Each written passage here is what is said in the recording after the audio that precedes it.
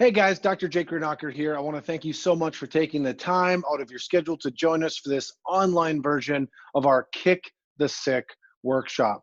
Now more than ever, it is time to make sure we arm ourselves with the knowledge, the skills, the tools, the strategies, wherever we can to make sure we're living our healthiest life from today going forward. So I want to make sure that I come at you quickly, that I give you all of this information I can in the shortest amount of time. I know your time is valuable. I'll take up as little as possible, but also let's do the best to turn off distractions. You can always come back to this video. Let's find a time that you can dig in, plug in, and make sure that you can take the most out of it as possible. So I'm going to make sure that I pull up my slides here. Hopefully all the technology is working. Perfect. So like I said, this is our Kick the Sick workshop. This is our online version of it, our recorded version of it. As times are getting tougher to meet in person here, we want to make sure we bring this information to you in the comfort of your own home, on your mobile device, wherever it is that you're watching this.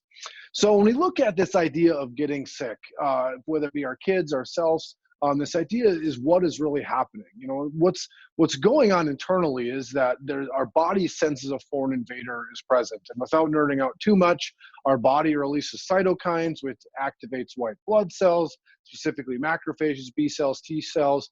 They recognize this invader, they engulf it, destroy it, and boom, it fights off this illness, virus, bacteria, whatever it is that's invading our body. It happens thousands of times every single day, all day long, and it's our body's way to fight off sickness. But the problem is what happens when it doesn't work that way? What happens when our body is overwhelmed by something? Or more so yet, why you're probably here watching this, whether it be for yourself or your kids, why they keep getting sick. And we look at that, but why does it keep happening? What's going on? Why is our body unable to fight this thing that's going on? And I want to make sure that we provide you with what's happening, why it keeps coming back, some things that you can do to arm yourselves, to give yourself those tools, tips, and strategies, like I mentioned, to fight this off at home the best you can. And then what you can do to step up that defense mechanism to make sure your kids aren't the ones that are keep battling this. Because I want you to know is right now, this conversation is entirely around coronavirus, right? It's all we're hearing about all over. But the problem is coronavirus is going to come and go. And a lot of times the kids, the reason you're here watching this is still going to remain, whether it be ear infections, allergies, asthma, this chronic sickness that we're dealing with, that will still remain. And the answer is that it's not this mega bug or this mega virus, it's the host, it's the body that can't fight it off. So we want to make sure that we go through what's happening, what you can do about it, and next action steps for you to take. So we look at what's happening in the body. The body is really just getting overwhelmed and bombarded with stresses, right? We got physical stresses, we got chemical stresses, we have emotional stresses. Now, if you're here for your child that's getting sick, you're thinking, what? Physical stresses, what are you talking about? The biggest one that we're talking about every single day, and the biggest one that's happening, is with birth trauma. Even the most, quote, normal birth is taking about 60, 80 pounds of axial traction or pulling to get a baby out. Now, if you can imagine taking a perfect 8-pound baby, attaching 70 pounds to their waist and picking them up by the head, that is birth. And that is nothing against the great birth professionals of the OBs and the nurses that are out there. You know, thank God they got to get them into this world, right? But you look at the amount of stress that that's putting on a baby, especially in the upper cervical spine, and you can start to see where these traumas are happening in the physical stresses. As they get into toddlers, right, they are falling every 7 seconds and smashing their face and falling off things. As they get older with kids and now contact sports and activities that are consuming them more as middle schoolers than we saw college athletes dealing with 10 years ago. And into adulthood, we look at postures and computers and sedentary lifestyles and, you know, being hunched over a computer all day. The signs of physical trauma are everywhere. Next, looking at chemical stresses, this is something 10 years ago, we wouldn't even, you know, this conversation would be like, what are you talking about? And today it's more rampant. People are more aware of this than ever. We're looking at our food system, from the processed foods, the preservatives, the pesticides, the types of foods we're eating, like I mentioned, overly processed sugars, stuff that's happening, the medications that we're taking, cleaning chemicals, makeup. You look at all these chemicals that are bombarding us every single day. And then we get to the emotional stresses, right? The crazy amount of stress that we're dealing with as a society today than we were 20, 30 years ago, from the work stresses to family, self-esteem, schedules, pressures that never go away. We're so connected with this in our phones every single day, and yet we can never shut it off. We can never step away. Those emotional stresses take their toll. But what happens when these stresses, bombard and hit our system? Well, whether it be a one-time big bang of a stress, like a birth trauma, car accident, something like that, big emotional incident that happens in your life, whether it be an incident like that, or far more commonly, what happens is the accumulation of all of those stresses, little micro traumas that add up. And what happens, the body becomes overwhelmed and fails to adapt to those stresses, causing a blown fuse to happen in the spine. It's like if you plugged in 17 things in your outlet, right? It's not the toaster that goes in last, it's the combination of all of them, right? It's that blown fuse that the body just becomes overwhelmed by all these stresses. It can't adapt, and a blown fuse. That blown fuse causes a massive imbalance in the nervous system, and it's something we refer to, as you look at, as a subluxation. Right? So if you hear subluxation going forward, just think of that blown fuse idea in there. But it causes this massive, massive imbalance in that nervous system. That imbalance causes the body to go into fight or flight, right? If you look at our nervous system, I'll try to not get too nerdy here. It's got two arms of it, and they work like a teeter-totter. You have the parasympathetic nervous system, which is on one side, and the sympathetic nervous system, which is on the other side. Both extremely important for us every single day. The sympathetic nervous system is that fight or flight response. If you were to open your bathroom door and a tiger comes running out, right? Your sympathetic nervous system becomes activated, right? Your pupils dilate, you send more blood into your muscles and your tissues. You're prepared to either run from this tiger or fight this tiger, right? Then when you realize it wasn't a tiger and you just freaked out, it was a dream, like boom, that system shuts down and you're not in that fight or flight anymore. On the other side of the teeter-totter is this parasympathetic nervous system, which is in charge of digestion, circulation, healing, all this stuff that happens not in fight or flight, right? And these two things should work hand in hand.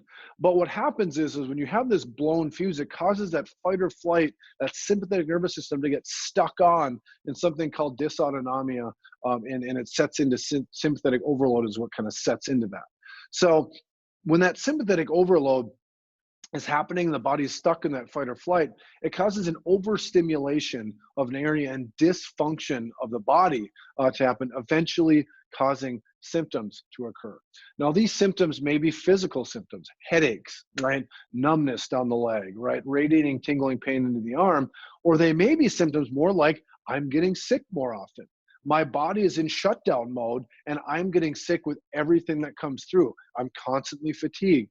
I'm more agitated than normal. My anxiety is higher than ever, right? And this body is in this sympathetic overload where it's drowning in the day-to-day operations of life because it can't get out of it. And it's really suffocating that immune system. The correlation between your neurological function, your immune system, is hand in hand. If you haven't heard of this neuroimmune connection, go Google it, read all about it, right? But the idea of it is that nervous system is what is a massive control of that immune system. And when that's overstimulated, it causes dysfunction, and it's not giving your body the best chance to fight off these foreign invaders, to give yourself the best fighting chance, to get back into that parasympathetic state to where you can heal and digest and function, and you're stuck in this fight or flight all the time. Now, when we look at the physical symptoms of this stress response, we're looking at heart rate increasing, blood pressure increasing, blood is shunted towards the core, your hormones shift. You have more inflammation happening in the body caused by C-reactive protein in the bloodstream. Your digestion shuts down. We see more digestive issues like reflux and those kind of things. And again, a decrease in your immune function response. I want to stop on that one because that's what we're talking about here. The reason you're looking at watching this right now says about kicking the sick. This physical symptom of this is shutting down and decreasing your immune system's response. And it's also decreasing your ability to sleep, which again further sends you into this tailspin of not being able to fight off disease and dysfunction and those kind of things in there. You look at the mental responses of this. We look at short-term memory, concentration, agitation. I mentioned some of these things. Your body starts to go into a state of just shutdown in there. You may be thinking, great, Dr. Jake, that's phenomenal, but what can I do about it? So my body's beat up. I've been just slaughtered by whether it be a uh, big bang of a trauma or some type of stress, or it's been this accumulation of micro traumas in my life. What can I do about it? Well, if we go back to that blown fuse idea, the first thing we have to do is unplug things from the outlet, right? If you have 17 things plugged in the outlet, we need to start unplugging some of them. How can you do that? What are the tools that you have at home to do that? The first thing you need to do is sleep, right? Our society is being run down and we need to get more sleep. Let's focus on getting 7 hours if you're an adult, at least, if not more. Right? Kids, we're talking some of them even 14 to 16 hours of sleep, depending on their age. Sleep is a great way to start unplugging things from the outlet, forcing your body into that, parasympathetic to heal and digest. The next thing we look at is nutrition, right? Giving our body good whole foods, right? Stuff that doesn't have to process so much, stuff that's not putting more and more toxins into our body, that gives our stuff more stuff to fight, right?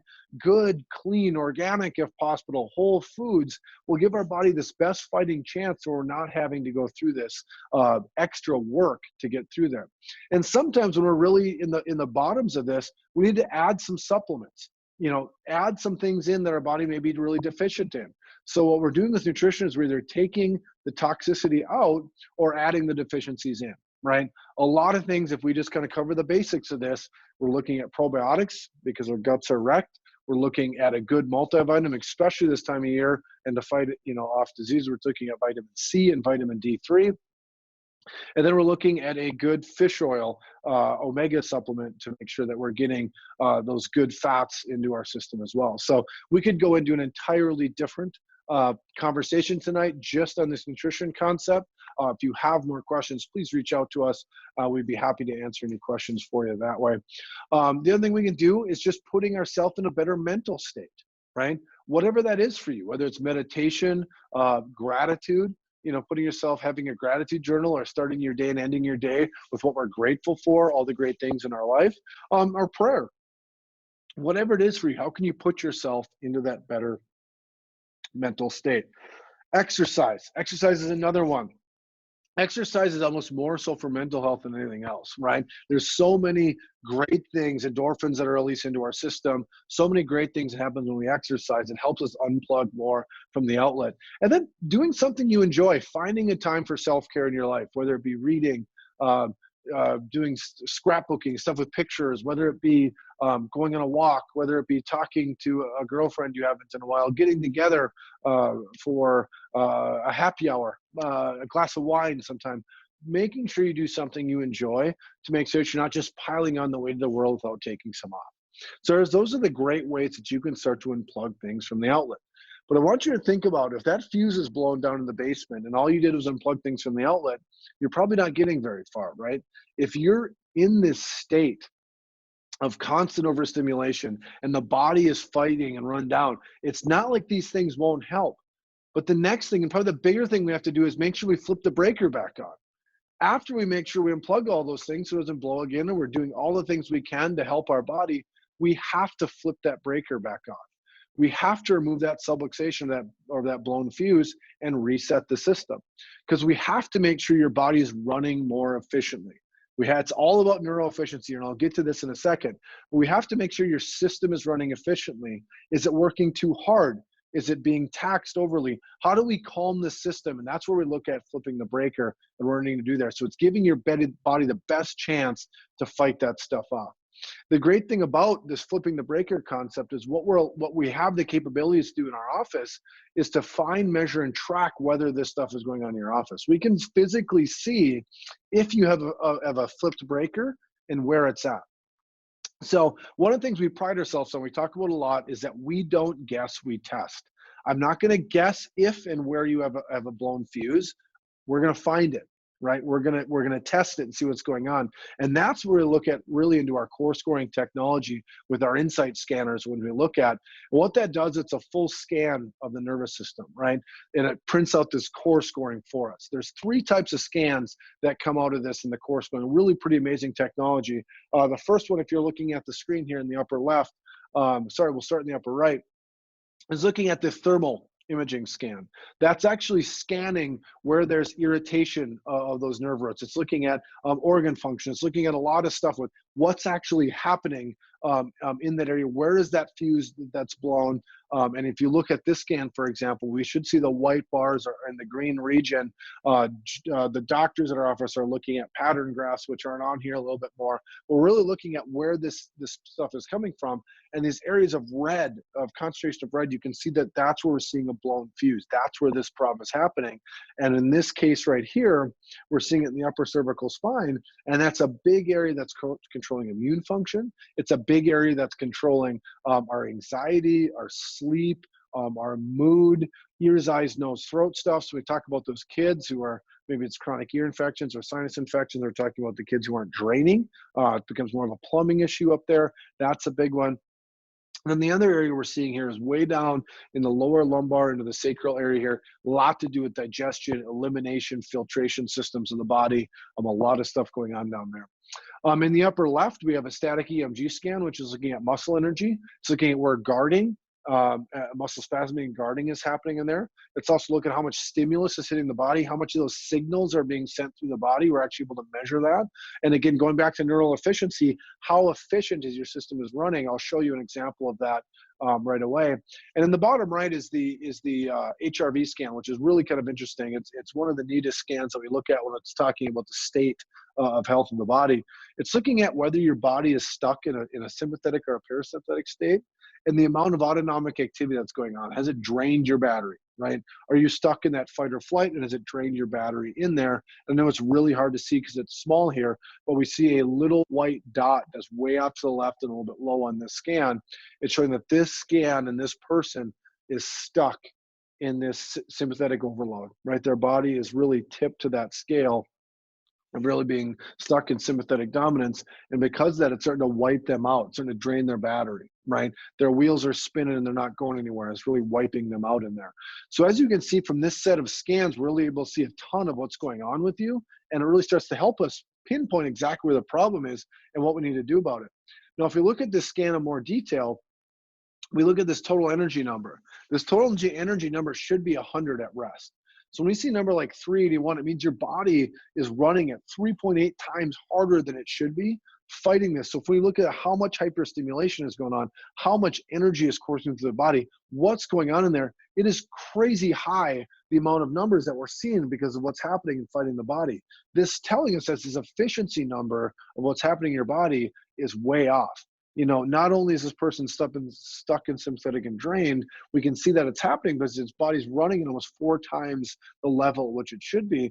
This is a person that is most likely going to struggle with fatigue issues, chronic burnout, decreased immune function, right? So when we're looking at this for things we can do for ourselves and our kids, man, let's get this neural efficiency checked, right?